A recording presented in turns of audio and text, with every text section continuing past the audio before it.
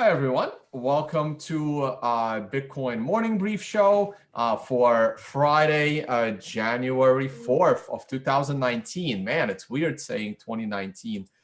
And we had an interesting show yesterday. It was going to be just celebrating Bitcoin's 10th birthday, turned into a huge debate of Bitcoin versus altcoins. Not how it was anticipated to go down. So let's get back to the normal format of the show. If we have time towards the end, we can review some of the things that were said or weren't said in yesterday's episode. We're going to play that birthday video. But let's talk. Let's get back to, let's get back to the world of Bitcoin. We get accused sometimes of not covering enough Bitcoin and covering too many shit coins. So let's get right in it. Today's guests, we have Jimmy and Giacomo. How you guys doing? Jimmy, anything new? Oh, well, I had a nice dinner with some Bitcoiners last night to celebrate. It was great. It's been an interesting year so far, and it's only been like 4 days. But yeah, I'm very happy. That Bitcoin has existed for 10 years. That's like a very big milestone, at least given that we have 10 fingers. So yeah, very happy about that. And Giacomo. Very happy as well. Yesterday, just after the show, when I had to go away sooner because there was a gathering in many Italian squares, Milan, Rome, Pavia, and I think Torino and Bologna as well. And people were gathering in small groups in the central squares of the city in order to open a bottle of champagne at the exact timestamp of the Genesis block. So it was in Italy. It was basically 7:15 and 5 seconds. And we were in Milan. We were late because I came without a bottle of some champagne, so I had to go to buy it. It's your fault actually because I was late for the show, and so we had to celebrate with a little bit of distance. But it was very fun. All right, very good. I'm going out tonight. I'm gonna meet up with some Bitcoiners tonight, and then I am off to DC. Off to Washington, D.C. tomorrow. So we'll try to do some podcasting with Leah when I get down to Washington, D.C. All right, let's get into the show. Let me go to screen share. Unfortunately, Leah wasn't able to join us today. Just gonna start with a quick Unconfiscatable update. It's only 3 weeks away now. Wow. Oh, wow. So we opened up a few more seats for the poker game. Still waiting on some lazy celebrities to pay.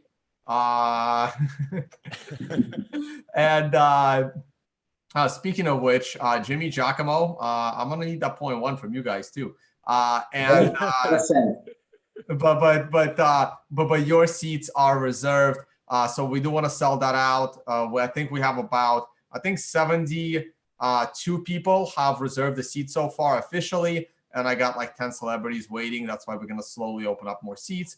Carnivory dinner is all sold out. And the VIP tickets got sold out. If you're not if everyone's a VIP, then no one is, right? So we are going to allow 5 more VIP tickets for half a Bitcoin. Let's see if anyone bites. And the regular tickets are still 0.1. All right. That's it. I have more workshops coming up. We're going to add Paris and we're going to add London. Look for those this weekend. Registration will open. They're going to be in February. All right. Stories. Jimmy, it looks like you are writing for Bitcoin Magazine. When did this start? Well, it started yesterday. So they did a whole rebrand. They were covering a lot of, shitcoiny stuff. They had a story on Ripple every other day and stuff like that.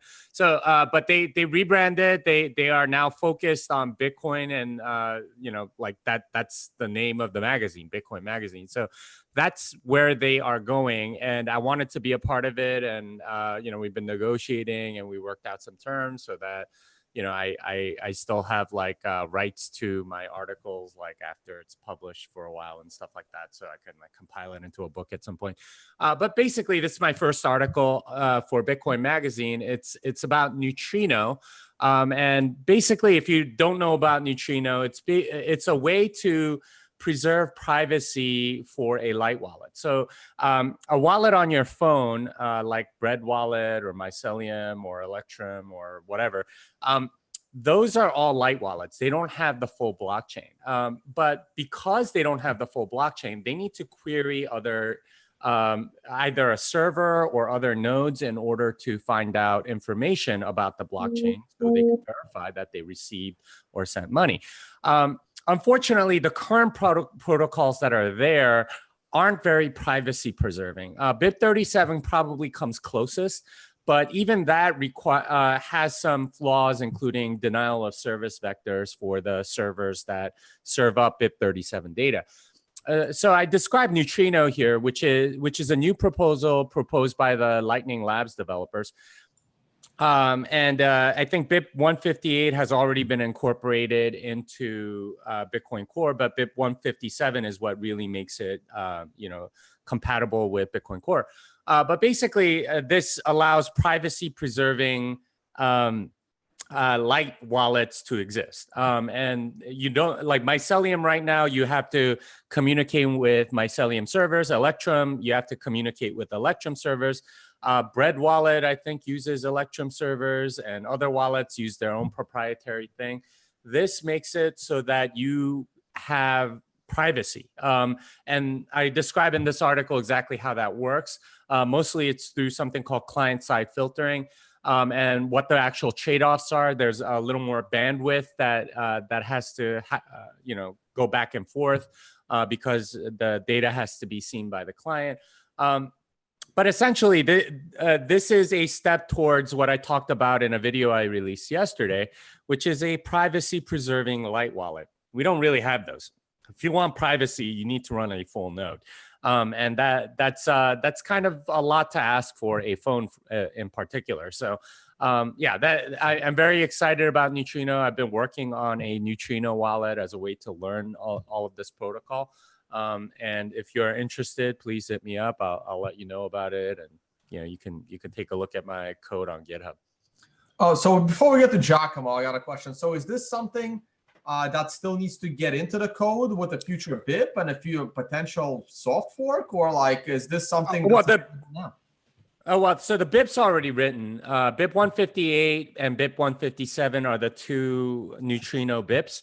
BIP 158 has already been merged into Core, I think, as of 0.17. BIP 157 are the actual network commands, and those are not in yet. And last I heard, Jim Posen was working on it. He was the one guy from that Coinbase was funding. Unfortunately, he left Coinbase. He's now at Stanford or something. So he's supposed to work on it. It's not entirely clear when it's going to get in because he's kind of the guy that's merging it. But yeah, the test vectors are available. It is supported in BTCD. So what you have to do if you want to use Neutrino is, because the Lightning Labs guys did it, and LND is based off of BTCD, they have control of BTCD, and they put in Neutrino into BTCD. You can connect to BTCD nodes, but there aren't that many on the network. So it becomes kind of difficult to find a node to get that data from, but it is possible to run Neutrino right now. Also, Tone, in case the question was also about these are not consensus changes anyhow. So these are just client-side changes. Everybody can run this kind of new implementation of a lightweight node, and there is no change in Bitcoin needed. Of course, you need some full nodes. Serving you the filter, basically the client-side filters. But so there is one consensus change that may have to happen, and I've talked to Greg Maxwell about this. But you need something called a filter commitment in the Coinbase in order to validate that the filters that you get from a node are actually correct. But that seems like something that the core devs are definitely open to doing. It's a matter of getting BIP 157 in there first and making sure that works well in the software. Also, like something that Greg Maxwell pointed out that like is so obvious in hindsight, but it's, I don't know, like it's like I get whenever I talk to Greg, he enlightens me in this way all the time, which is that, you know, if you do a soft fork and nobody uses it, it's a hard fork to roll it back. So it's you have to be very careful about soft forks. So he had this very clever mechanism where he was like, okay, we're going to do this commitment for the next year. But you know, like if it gets used, then we'll extend it another year, and then like we'll do some exponential continuation of that. So it's like a year, 2 years, 4 years, something like that. But until like it's proven that it's gotten used, like we shouldn't assume that everyone's going to use it. I think it'll get used, especially by Lightning wallets, because it really does preserve privacy. Right now, if you use like Pierre Rochard's like one-click Lightning install, it does like a full node implementation. You need to run core and everything else. Once you have something like Neutrino, something like a light wallet will be much easier to implement and will be also privacy preserving at the same time.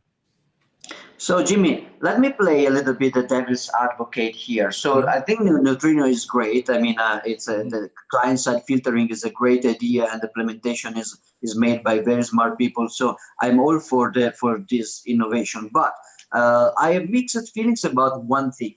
So basically, we have the problem that Bitcoin is overall globally secure only if a very high rate of users do actually run and trust their own full node.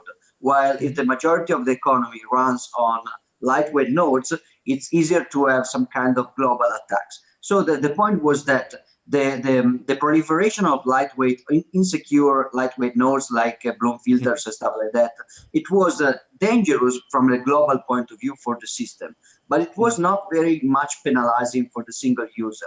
At least we had so far that there was a lot of discussion about having some kind of monetization model for full nodes, which is intrinsically very difficult because it's Sybil prone. So until before Neutrino, we have at least two arguments about everybody should run their own full node. The first is it's difficult to run Lightning without a full node.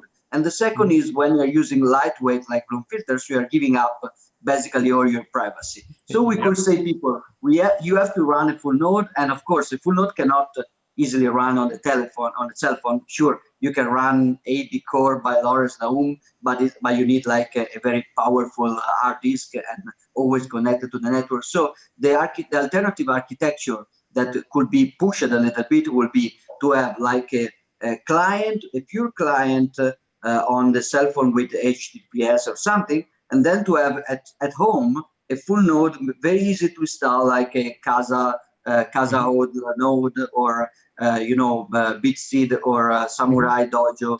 This kind of architecture will make the global network safer while preserving some kind of cost into running lightweight nodes. Of course, I'm not saying that we should stop Neutrino or anything like that. Also, if it's possible. Yeah, it's an incentive problem, right? But I have been looking at threshold signatures, two of two threshold signatures, which apparently you only need like 3 rounds of back and forth before you sign it, and neither has the private key, but only a portion, and then they sign their own part, and then you basically have a full signature. It's a really fascinating paper. But Connor from Lightning Labs actually has a Go implementation in his GitHub, which I've been meaning to look at, because that model that you're talking about, where you have a trusted node at home and a node on your phone, or something on your phone, and doing that's perfect for that. And that may be another model by which people with higher balances may actually want to use it. So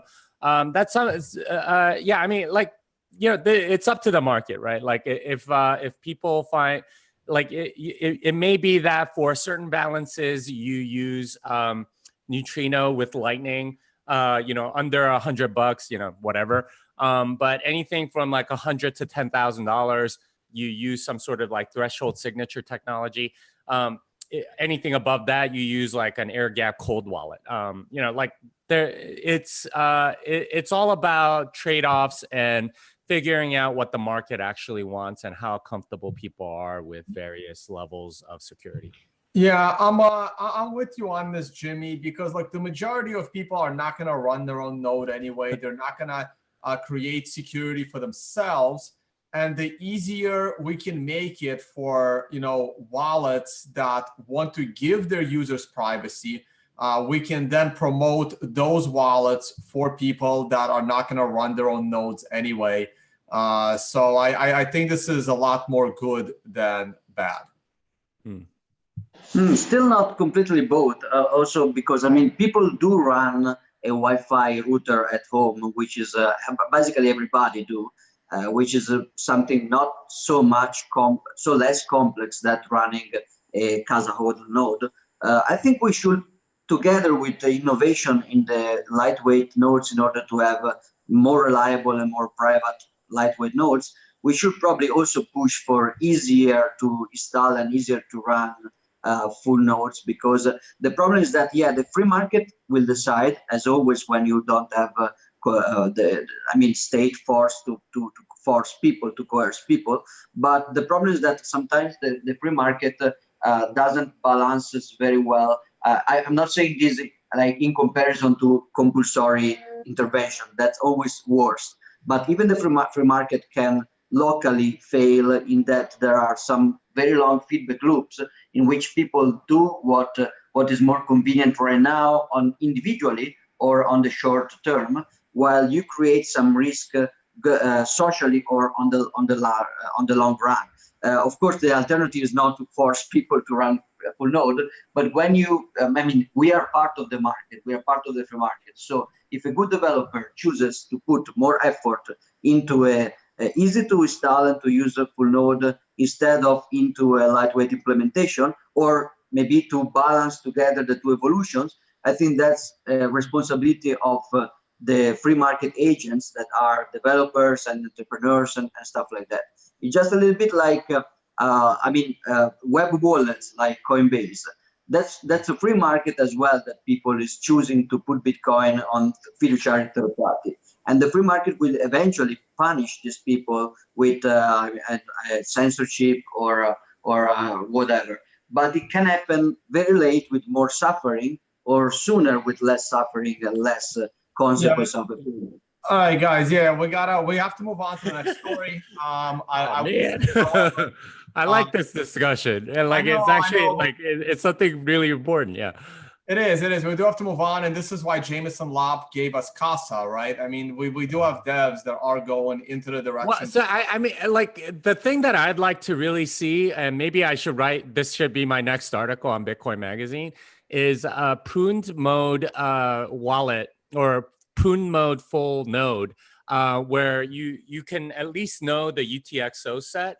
Not necessarily the entire history of your wallet, although you can keep that, but not the entire history of every transaction. But a prune mode, from what I hear, that's like 9 to 10 gigabytes. That is like now at this point pretty feasible for a pretty good phone. 64 gigs is the norm, so you can put that on there. The thing about having prune mode is you still need to do all of the syncing and all of the processing to figure out the UTXO set. So in order to make that more viable, you would need some sort of like a UTXO commitment in the Coinbase or something like that in order to be able to sync very quickly. Unfortunately, UTXO commitments are something that devs have talked about for like the last 5 years, but I don't think there's been any agreement on that. But that's the direction I would go in if, I basically agreeing with Giacomo there about like the utility of full nodes. Ton, I'll let you go. Just one quick note. 30 seconds. 30 seconds. Not about this. I'm also super happy about the new course of Bitcoin Magazine. I think it's great that we have, again, a Bitcoin-focused news source with reliable contributors. That's great. It's something that we were missing. So kudos to them. Yeah, no, definitely kudos to them. And now I'm going to be in Tennessee, but not in Nashville. I don't know. Maybe I can meet up with David Bailey out there if he's still out there. I'm not even sure where their office is. Okay, let's move on. So this was a very technical article to the point that I looked at it and I'm like, if I was doing my master's in financial engineering now and not like 10 years ago when I got it, Bitcoin probably would have been like my master's thesis, and this would have been great to dive into. This is a little too technical for us to fully cover the ECDSA signatures, but it does have to do with Schnorr. So maybe we can just have a general Schnorr discussion, unless you guys want to dive into the math. Let's start with you, Giacomo, this time. I don't know if you're familiar, if you looked at this math, or if you care to look at the math, but what is the latest you're hearing through your channels on Schnorr? Why is it good? When is it finally coming? And I know I can't wait from everything I heard about it. What say you? So basically, so reading something, even if Schnorr is probably, hopefully coming, reading how Bitcoin signature scheme works like now, so ECDSA, it's anyway very instructive. It could appear scary because there is a lot of math, but it's actually very simple math. So you basically have to get past the fear for singular notation, but it's basically multiplication, addition of very large numbers. So you are not going to do multiplication in your brain anyway. And to understand the notation, you forgot modulo. Modulo is a big operation. Yeah, exactly. And logs in case of discrete logs. In this case, you have factorizations. But the basic idea is that you have some function that are easy to compute in one direction and very, very difficult computationally to reverse. And that's the basis of everything, basically. So the advantages of Schnorr is that ECDSA, which is a signature scheme based on one specific elliptic curve. So there is this mathematical curve, and if you fix one point in the curve, you can basically, let's not get into details, but basically you can use this curve in order to produce a function which is easy to compute in one direction and very difficult to reverse in the other direction. So ECDSA is a nice scheme. Satoshi Nakamoto used it in Bitcoin, arguably because it was established and reviewed since a lot of years. So it was a standard. So it was right to use ECDSA. But when he started Bitcoin, when he launched Bitcoin, Schnorr signatures were an alternative signature scheme, still based on the same elliptic curve. So you don't have to change the cryptographic assumption. So Schnorr is not like BLS or other signature schemes in which you have to basically explore new cryptographic assumptions. So it could be risky, it could be broken. This is the same cryptographic assumption, but a signature scheme that is different and basically a different way to move the numbers around. And the advantages are basically, well, the main advantage is one. You have linearity in the signatures. So basically, if you take one Bitcoin signature and you take another Bitcoin signature and you sum them up, the result, the number that you get is again a signature, which is a valid signature for the keys that are for the key that is the sum of the public keys of the original signature. So in this way, you can do something great like signature aggregation of the inputs of a Bitcoin transaction, which basically means that you can, when you send a transaction, you can take all the signatures of the input, you can sum them up, and then people can just be sure that the transaction is valid because the sum checks up, but without having to store and verify and broadcast all the signatures individually, which are very, very, very heavy. And that will be great for scalability because you can basically have very, very small witnesses. Even if we have segregated witness, it's better if we have smaller witnesses because they are very, very heavy to compute, to verify, and to transmit at the bandwidth level. And also, Schnorr will be great for something like scriptless script, which is mostly an idea of Andrew Postra. Andrew invented the term because of Mimblewimble, because in Mimblewimble you cannot have a script system like in Bitcoin. So he wanted to create contracts in Mimblewimble, and the only way he could think about doing that was instead of creating the script into the transaction, let's create a Schnorr signature that is composed by other Schnorr signature in complex ways, so that we can replicate Lightning channels and multi-signatures, N of M, etc., etc. And then Andrew realized that even in Bitcoin, even if we do have the script system in Bitcoin, script to script is arguably better because you don't store the contract on the blockchain, so you have better privacy and better scalability. So Schnorr is exciting. The problem is that we're not probably going to have it in one single soft fork, because first you have to establish the signature scheme in a formal way, which was never done before. So SIPA, Peter Willa did it with Musig, and other people did it with Musig. So first you have to adopt the signature scheme itself, and then with another soft fork, you will probably have cool stuff like the signature aggregation in the transaction. So yeah, it's huge. And I personally, I mean, I'm not an expert on cryptography, of course, but I don't see, from what I can understand, any con actually. Just a lot of pros for moving to Schnorr.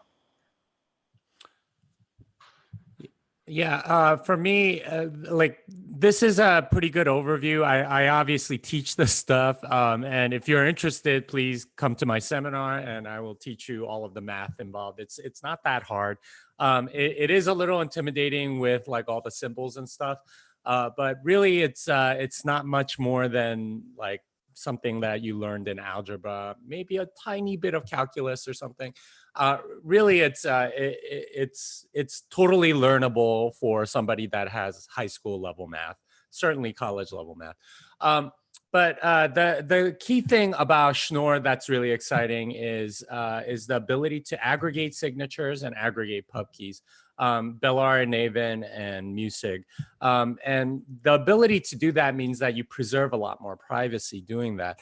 And along with stuff like Taproot or Graph-root, this allows you to basically make it so that nobody knows that it's like a 3 of 3 or, 5 of 5 or something like that. And that's the main thing.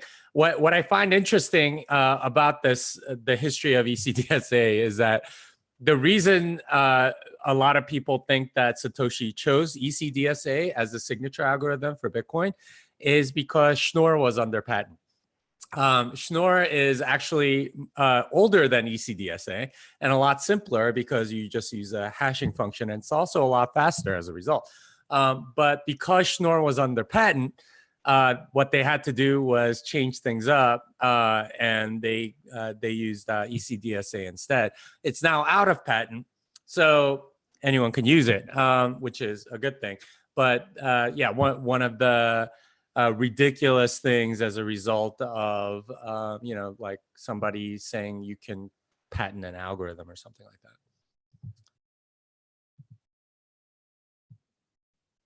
No, I was muted. Yeah, no, that's actually really interesting. And like I said, I said it a couple of times on the show. I thought it was great when Adam Back was explaining to me in Chile how once we get Schnorr in, not only is it gonna, not only is it pretty much a block size increase, it's also significantly more privacy. And apparently it makes the whole quantum fear of quantum computers breaking like the Bitcoin algorithm, it makes that significantly harder. That's what Adam Back was trying to explain to me. So all of those things are true, although I think quantum is like way overstated by almost everybody. I agree. Especially people like Vitalik who think like, oh, like he was trying to start a quantum computer company. Right. I wish he would have, so that he could have found out like just exactly how hard the engineering challenges are. Just a note about quantum computing, just because some people sometimes tweeted at me about, making this mistake.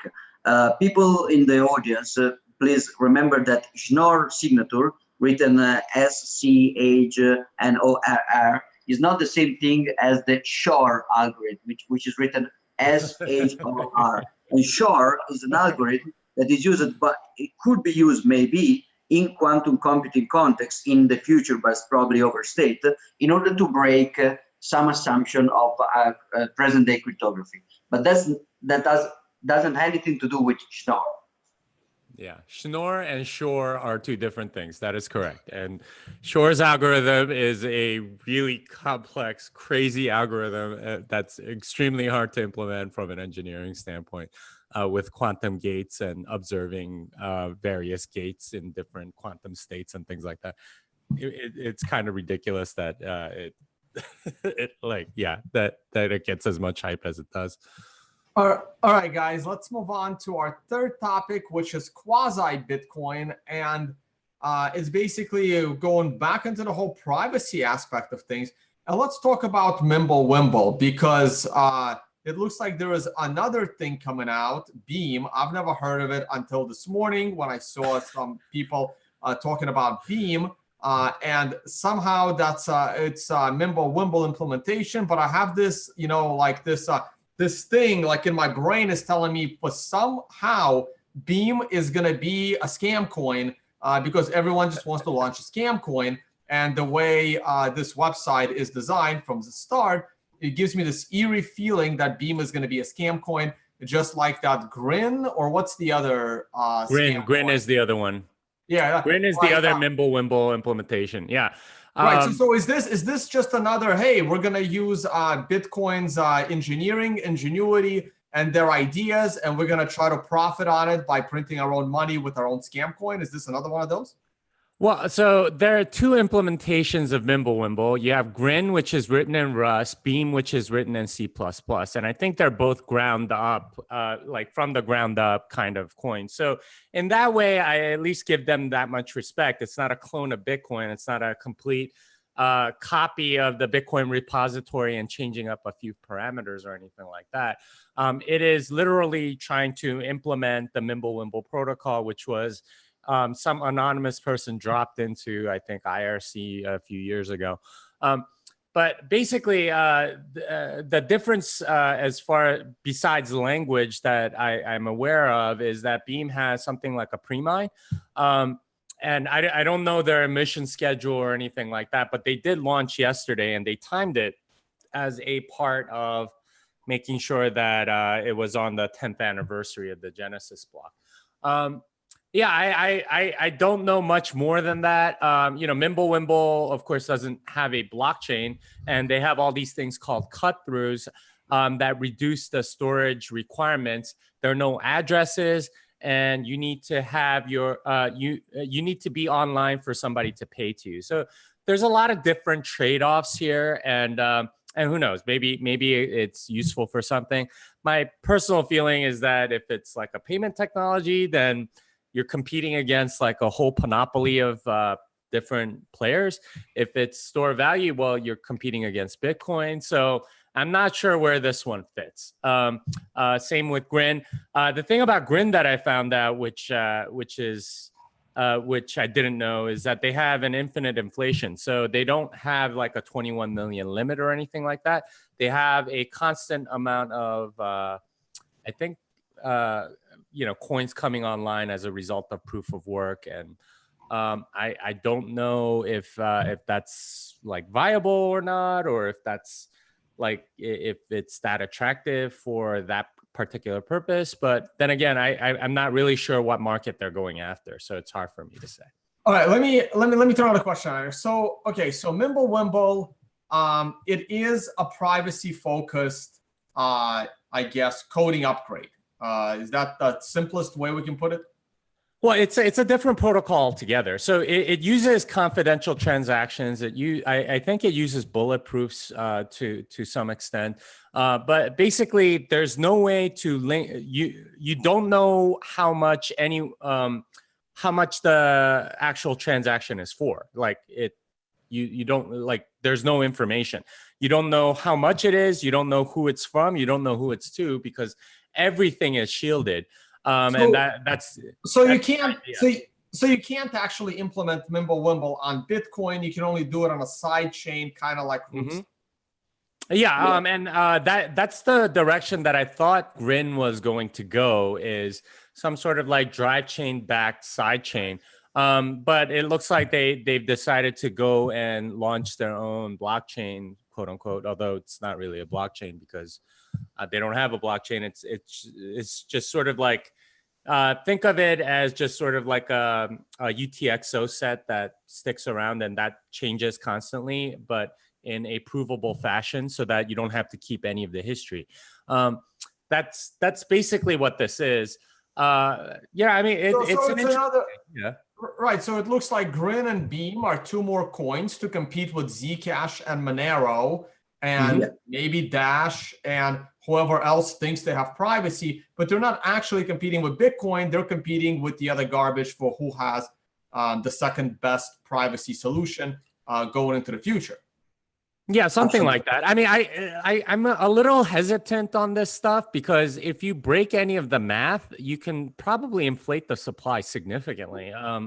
And that's always my concern with any of these privacy coins is that when you're hiding amounts, right? Like, I'm sending some amount to Utone, say it's like 100 whatever coin, but Giacomo has no idea how much it is. That's nice from a privacy perspective. But from a mathematical perspective, it relies on certain assumptions. And the minute I break one of those assumptions, that's what I'm going to try to exploit. It's not on Bitcoin, it's on Zcash or Monero or this. And like inflate the supply without anyone knowing it because it's kind of undetectable. Right, and because and this is my argument why Bitcoin can't be 51% attacked from game theory perspective. But all the other shit coins could because you have a higher level crypto being Bitcoin to exit out of the scam. Well, like it's financially advantageous to you to break an altcoin and dump it into Bitcoin. It's not really financially advantageous for you to break Bitcoin because you can't exit with the money. Unless you could get some stable coin. I don't know. It's hard to say. But almost all of those are centrally controlled, so it's going to be hard for you to get your money out. Well, no, but you can't, Jimmy, but you can't exit through a stable coin because every one of these stable coins you have to KYC in order to turn it into your. Exactly. Yeah. They're centrally controlled. There's a choke point, so you can't. You can't exit, right? So this is okay. So and again, I try to break down like in layman's terms. So what makes Rootstock a little bit different is that man, and I like the Rootstock people. What makes Rootstock a little bit different is that I guess the scam coin that Rootstock created has nothing to do with their actual protocol. It's literally like a funding mechanism that doesn't have an actual function, but the Rootstock code that's supposed to be a side chain over Bitcoin, that might actually be structured in a way that is not an altcoin, but it looks like they're gonna go the right way. Now, these initiatives are very, very different in that they're actually creating a scam coin and saying, hey, we have Mimblewimble, so we have more privacy. Yeah, so about Mimblewimble, I agree with Jimmy that that's not simply a ripoff of Bitcoin code. There is some reimplementation done, so it's different from other altcoins. But the same applies to Monero, for example, which is an entirely different structure since the beginning. But the interesting thing is that, yes, the Mimblewimble idea, which is a great idea, very, very elegant. I think it's beautiful. The Mimblewimble design, I think it's literally beautiful. It's a pleasure to read. But it was dropped by this anonymous Lord Voldemort. But then there was the work of many core developers, namely especially Andrew Postra, that formally analyzed the idea. That was just it was just a draft, and Andrew created a formal analysis there. They basically, and with some help, found a way. His objective was to create a Mimblewimble sidechain to Bitcoin, and he created the script-to-script trick in order to make a multi-sig and Lightning network available on Mimblewimble. It was impossible before. And that was all Andrew Postra work. Then he basically created also the first implementation in Elements. And even if Grim is not just taking the code from Elements, there was one test implementation of Mimblewimble on sidechain element already ready to analyze, to see, and to take inspiration from. So there was a lot of work from Bitcoin developers, again, yet another time. And the Bitcoin developers didn't launch a sidechain yet because these things will take a lot of time. As Jimmy said, you cannot implement trivially Mimblewimble on Bitcoin for two reasons. The first reason is that the design is completely different. Instead of having a blockchain, you just have this kernel chain, and then you have this big kind of UTXO set. So it's completely different. It would be a change probably too big to try, and also because the security assumptions, as Jimmy said, are different. You have to, in order to have more privacy, you are giving up a little bit of security about the supply.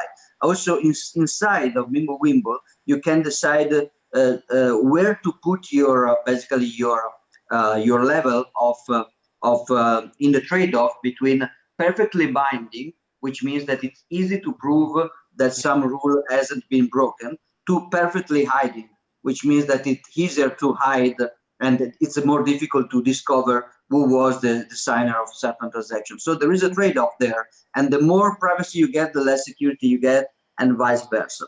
So one idea would be, and some developers are discussing it, to implement Mimblewimble eventually as an extension block of Bitcoin. So that would be possible. You could have Bitcoin, then you could have some Bitcoins blocked into this extension block, which uses Mimblewimble. I talked with Luke and other people about that. That seems very, very long term, but doable.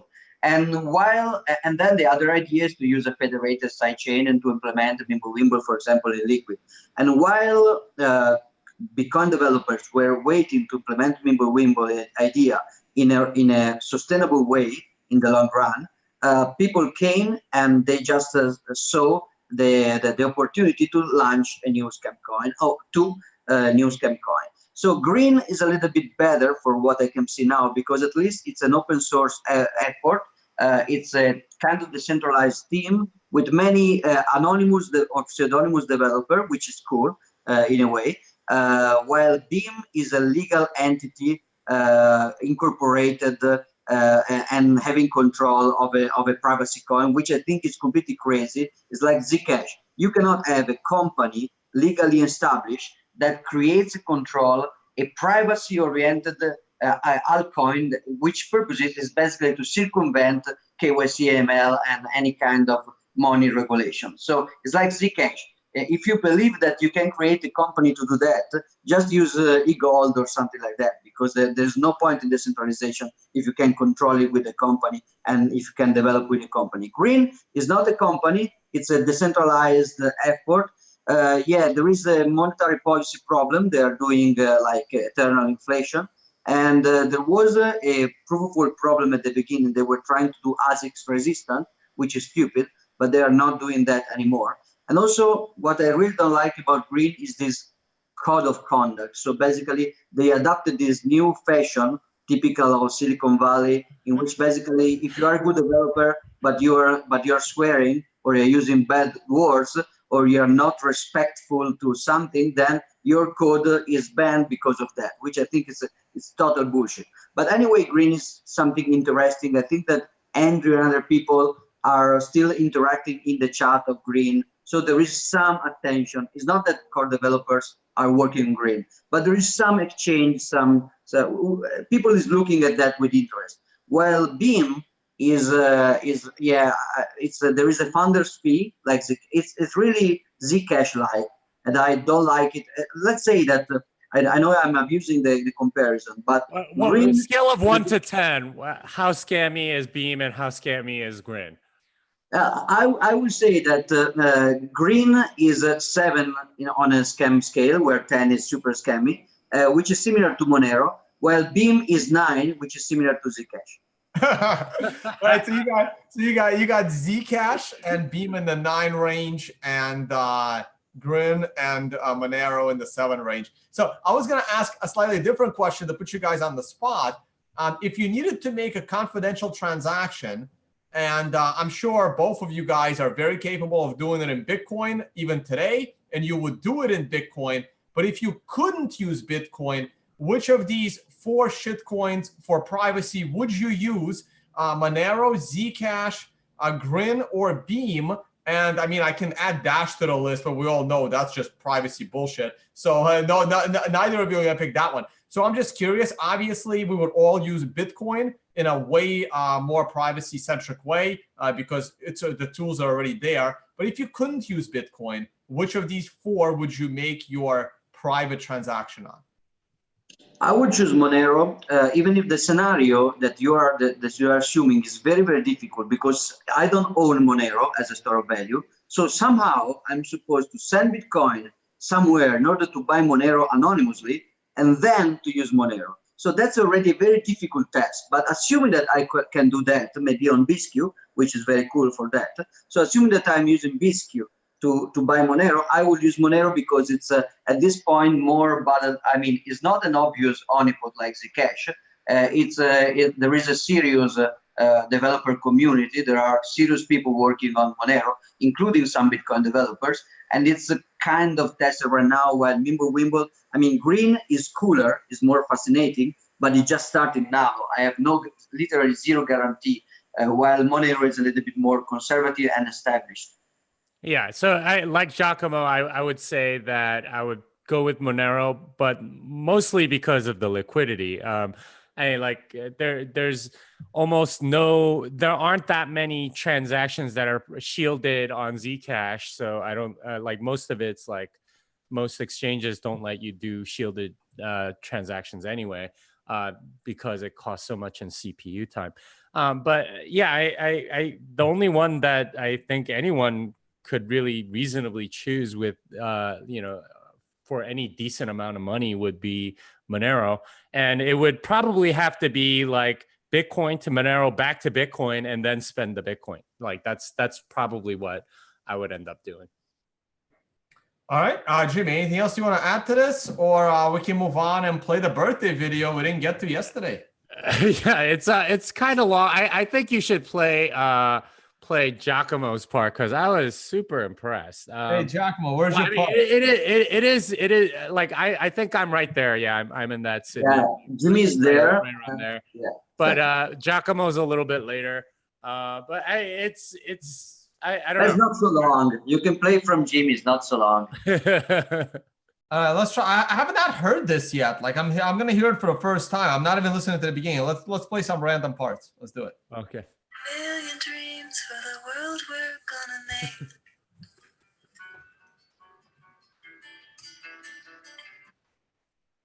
Hey, what happened?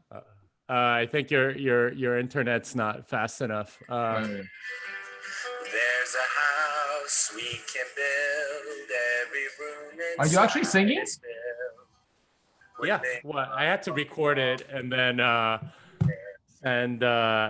like lip sync to it later. Each one there to make you smile. Oh, Thomas is funny because he can't sing. Tatiana. Well, she's a singer. Yeah, she knows how to sing. Clearly, though, the person that impressed me the most is Giacomo. Careful, they call us crazy. Run away to other Oh, from box mining. Yeah. He was there near the beginning. Oh my god. And Naomi could actually sing too. Yeah, she. Hey, Samson. Yeah, he organized a lot of it.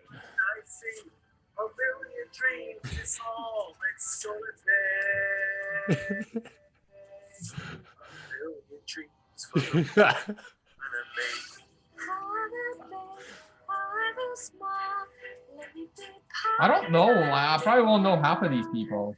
I think it's heavily weighted towards Asian people, probably because 2 Asian people organized it, but that might be why, because they're more popular in Asia or something.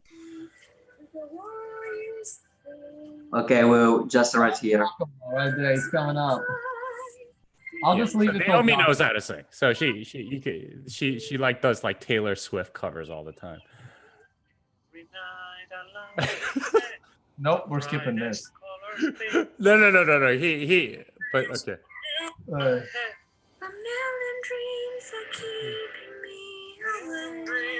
Hey, Brad Mills. Come on now.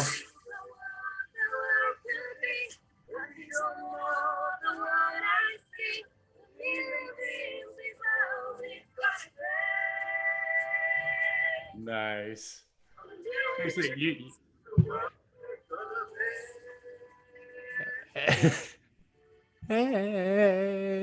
Yeah, it's great. I love that.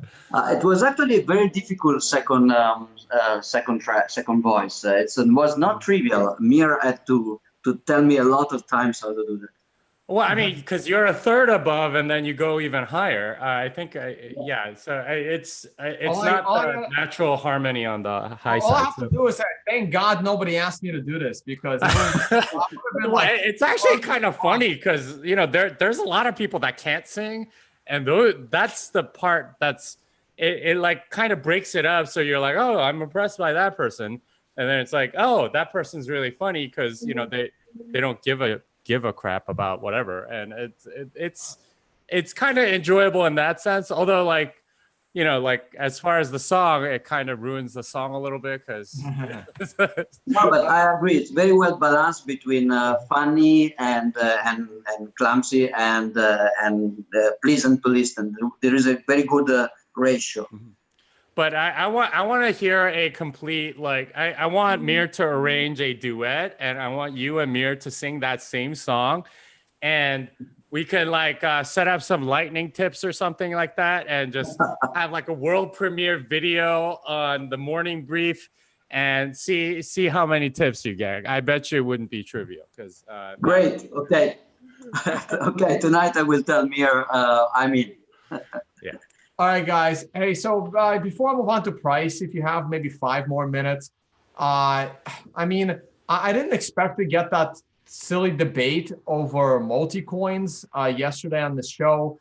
I mean, if you want to, like, again, state the case. I don't know how many times this channel has stated the case why why believing in multi-coins is like one of the dumbest things you can do. Now, the argument that Jason was making is that, well, the free market allows you to spend any money that you like. And I agree with him. Yes, you can spend any money that you like. You can spend the lint in your pocket to buy whatever you like. The question is, who is going to accept the lint in your pocket in exchange for goods and services?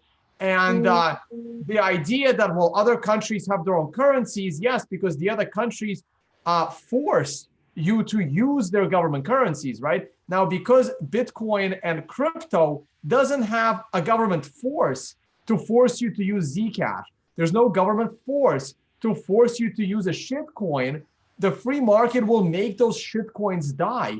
And it's crazy to think that the free market will create competition in shitcoins with Bitcoin versus the free market will make them all go away. Like, this is like the complete misunderstanding of why altcoins are actually not going to exist because of the free market, not the other way around.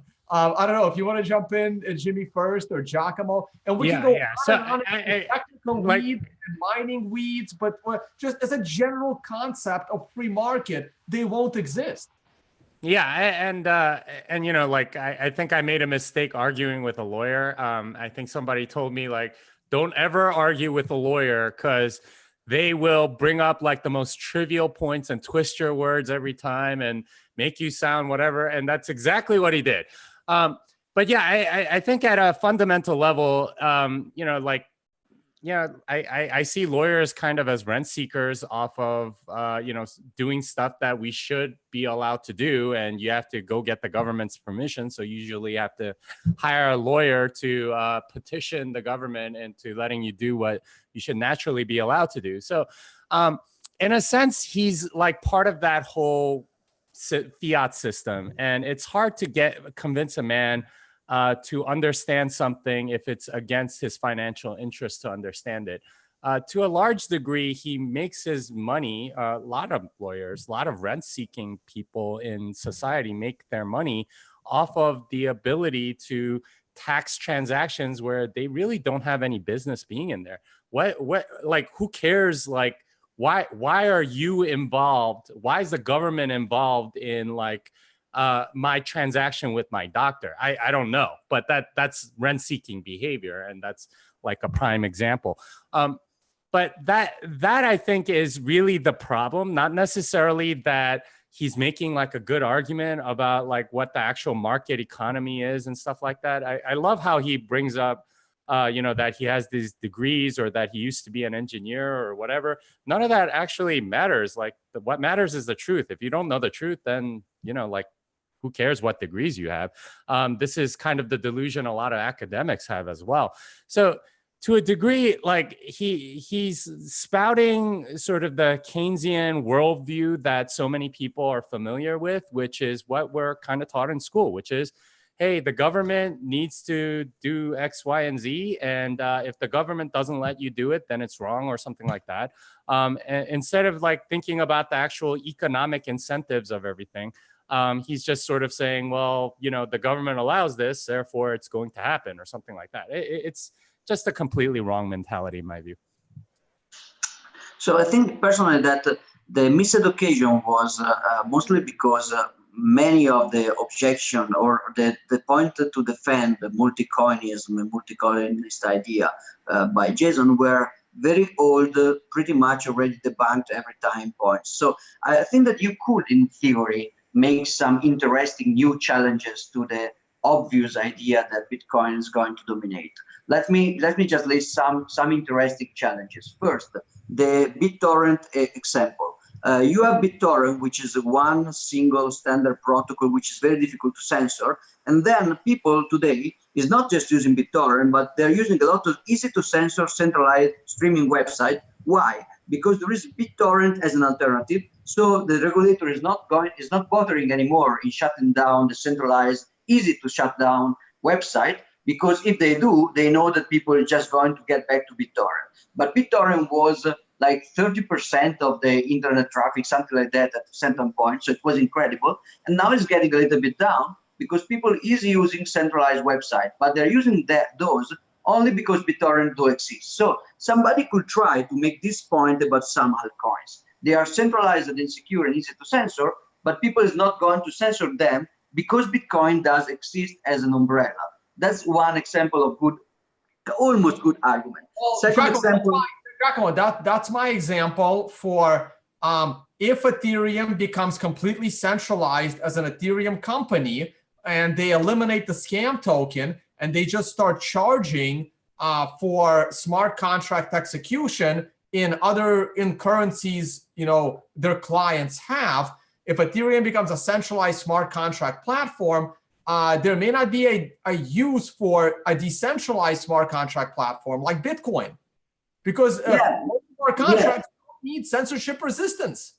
My point is, in general, is that when you have a strong censorship-resistant alternative, then sometimes some centralized censorship-prone alternatives still survive, but you don't have one. Like you don't have one streaming website for illegal, copyright covered videos. You cannot find the one. So you cannot profit by investing in an illegal streaming video. You only profit if you launch it for a while, but then it will be like not just a BitTorrent and the other one. It will be BitTorrent and the small plethora of other ones that overall maybe will reach some kind of market share, but they continue to get shut down and change and exit. So it's not a good example. But I can list another two or three arguments that, in my opinion, make some sense. But the arguments that Jason listed are the very old arguments that are based on, first, misleading a protocol for a product. So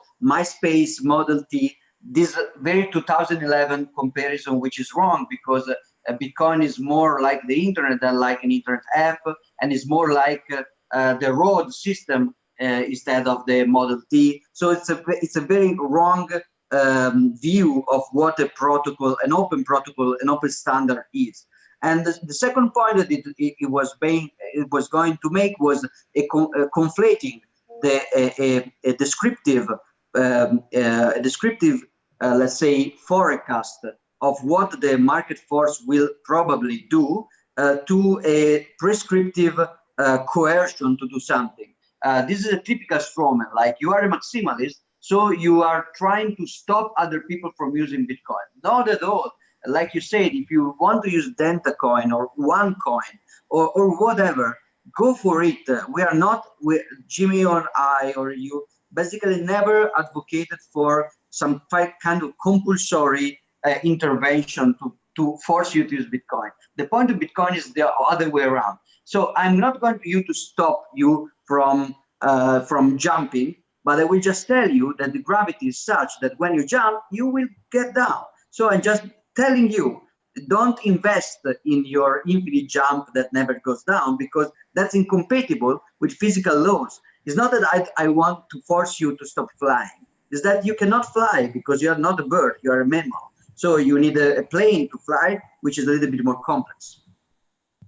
Let me also throw, yeah, that was great, Giacomo. Let me just throw another quick thing, right? Here's another huge difference. Like, I'm just trying to throw these little subtle things, right? Like, I've never met a shitcoiner that doesn't accept Bitcoin, right? Like, if you accept Litecoin for your payments, or Ripple or Ethereum, if you accept shitcoins, you are always happy to also accept Bitcoin. But there are so many that only accept Bitcoin and nothing else. That economic idea alone should convince you that over time, no one is going to accept that garbage.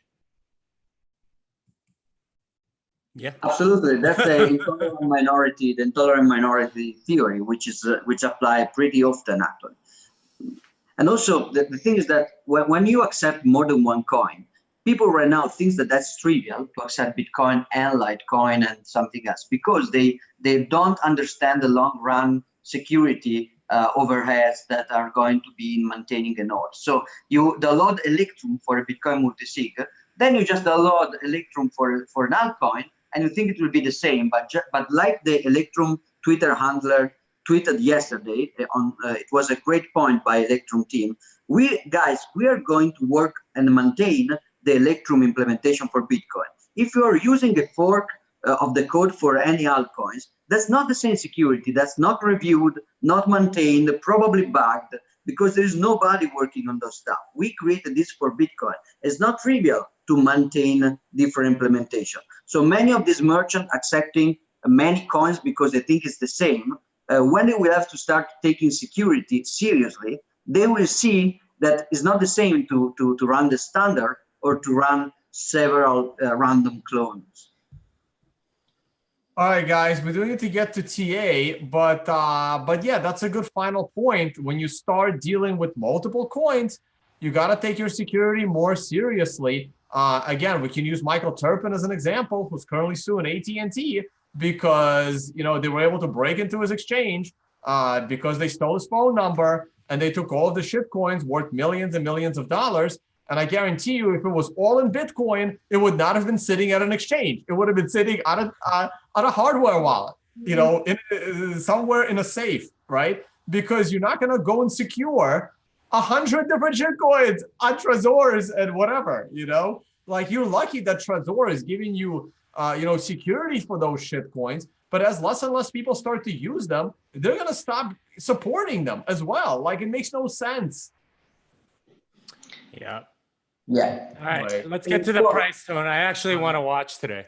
All right. I will have to watch you without the cam because I have to work during that. So I tell you, I see you next week, I guess. All right. All right. Bye, cool. Giacomo. Thanks, Giacomo. Yeah, I'm actually enjoying the replies to my latest tweet about Ripple. Like, the XRP army is really, really funny, and they still don't get it. And I mean, they never will get it. They'll just disappear off of Twitter because they're going to be irrelevant, just like Ripple. Anyway, let's get to the TA. Here's the monthly chart. We pulled back a little bit. The monthly chart, like I've been saying, I mean, now we got a whole month to go.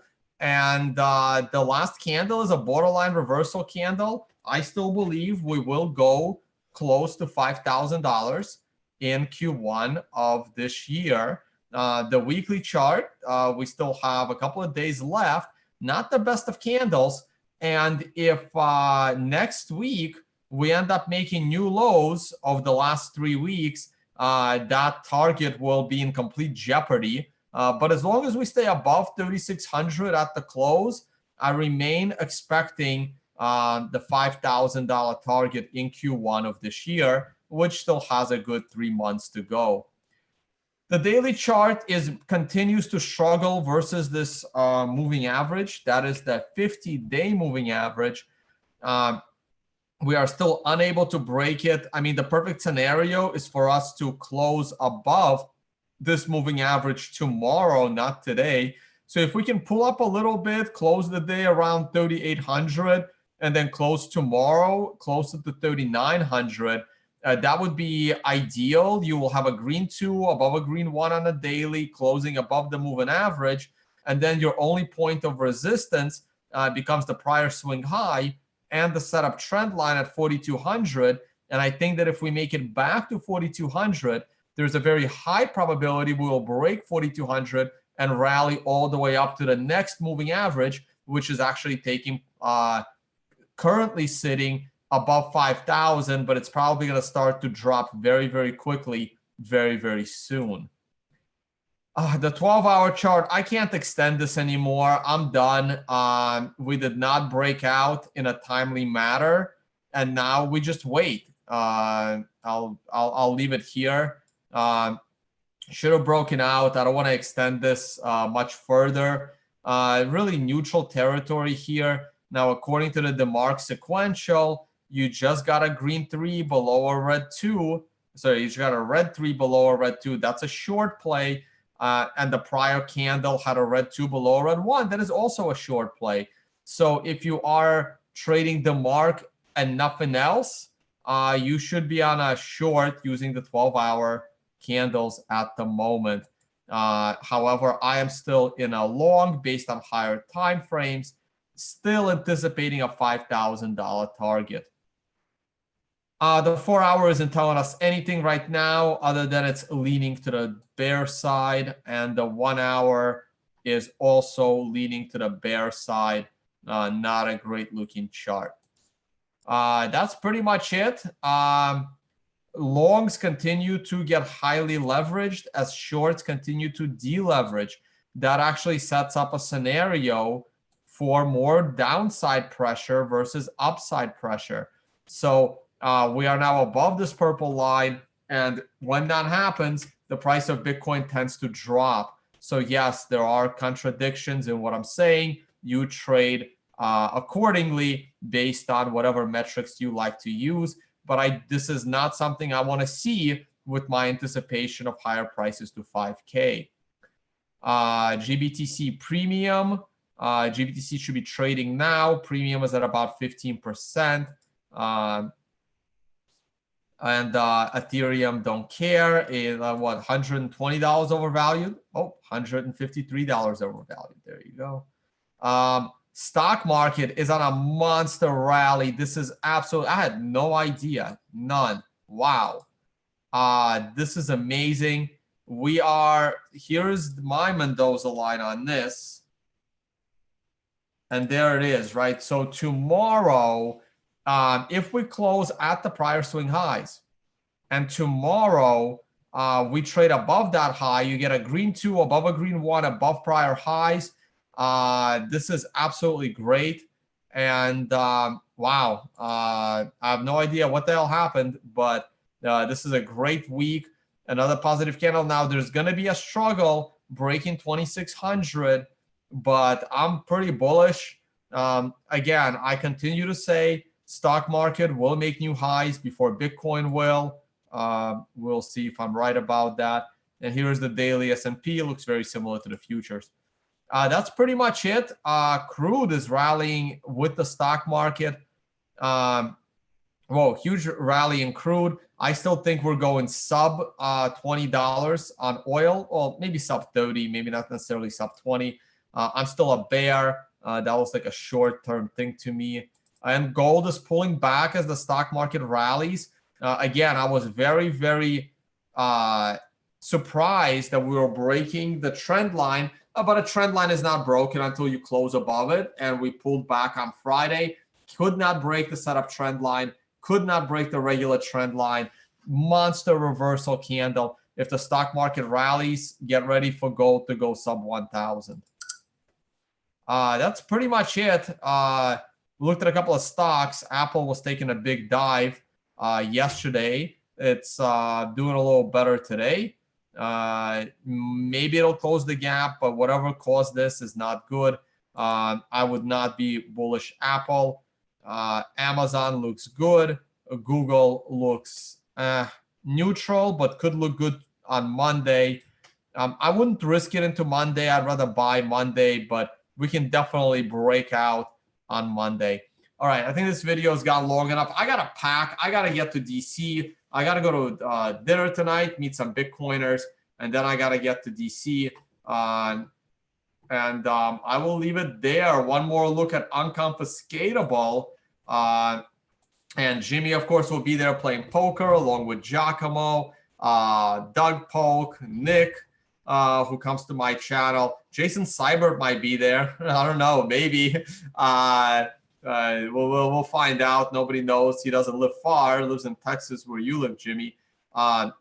Murad should be attending, and Adela will be there. We'll have a couple of lawyers. David Silver might come. He's actually pretty fun to hang out with. All right, guys. And Jimmy's workshops, he has one coming up in London right after Vegas. So you can just click on Jimmy's picture right there. Takes you to programming blockchain.